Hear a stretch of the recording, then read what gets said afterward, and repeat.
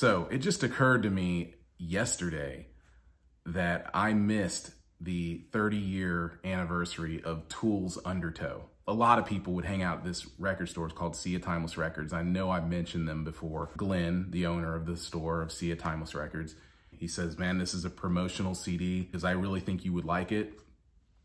Merry Christmas, here you go. I immediately put it in and I listened to it a little bit and I'm like, oh, this is different. It's familiar, but it's different.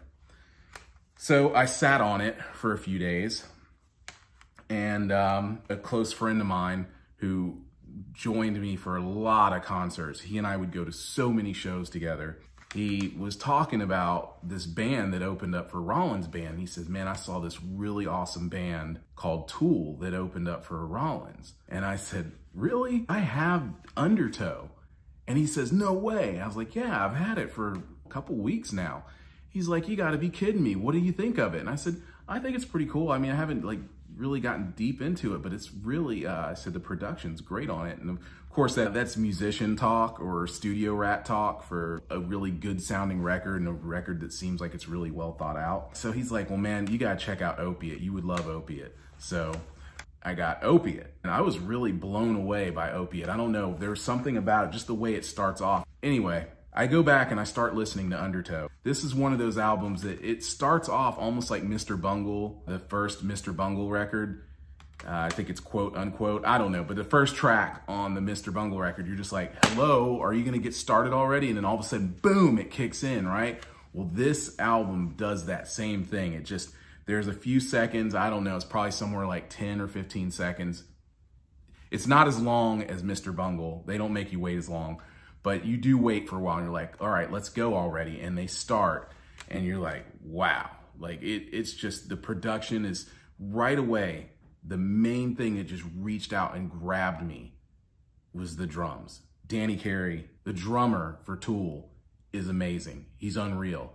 And with the drums being my favorite instrument. So I was immediately hooked by the drumming on this record. It blows me, all of these records, okay? I open this thing up and I'm like, what is this?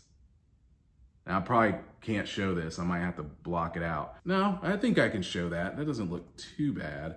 Here's the other part of it. Paul D'Amour was the bassist. The thing that made Tool so special, this is a metal record, but Maynard's vocals were kind of like the Trojan horse to the whole grunge alternative thing that was happening at the time.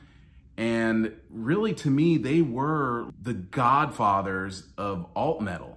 Like 30 years ago from right now, they were just this band that had this weird video. And I had the video didn't come until later, at least to my knowledge, because I wasn't watching television in 1993. It's a long story. So I didn't know about the sober video until much later. I saw them at Lollapalooza. So I saw them in support of Undertow. I want to talk about the impact that Tool had on the alternative music scene back in 1993 and what they did for really the genre of metal as a whole. Metal was hanging by a thread. This is what was happening. I'm telling you, everyone wanted to be the next Pearl Jam.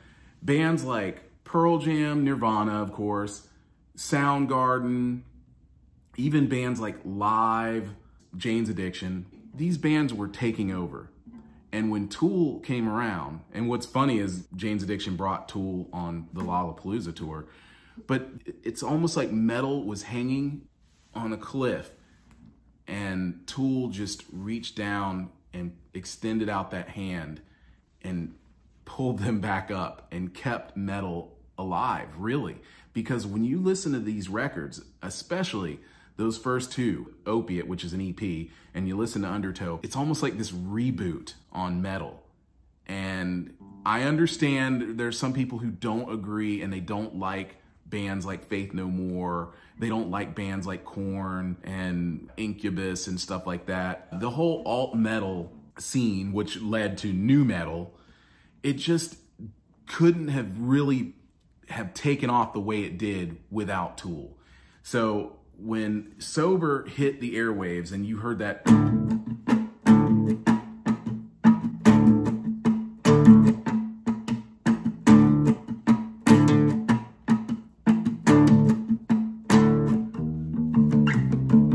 hit the airwaves and it got around, it really took off. I mean, there are so many diehard Tool fans. And then by the time this record came out, and I never really pronounced the name of this right. I know it would just take a little research to get this stuff right, but I'm trying to get this done. Anyway, when this album came out, people just lost their minds. But this is about Undertow, but this album was huge. I mean, you couldn't go anywhere without hearing Stinkfist. I mean, it was just insane. Great record. And after that, I don't know what really happened. I do have some more of their recordings, but only digitally. I don't have any. That was the last CD that I bought from Tool. But I mean, I've always loved them. I've always really appreciated them. I love Danny Carey's drumming.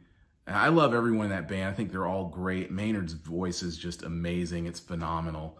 I'm definitely a Tool fan, but I know some other people who are Tool fans, and they are far beyond Tool fans, if you know what I mean. They're like diehard, like anally retentive Tool fans, and it's just insane. The things that they know about that band and the meanings behind their songs, it's just mind-blowing. And I can't even, honestly, I can't even scratch the surface. All I know is I appreciate their music, and it's just hard to believe that 30 years ago, that this album's already 30 years old, and just, wow. It's amazing to me how fast time is going by, so don't waste it.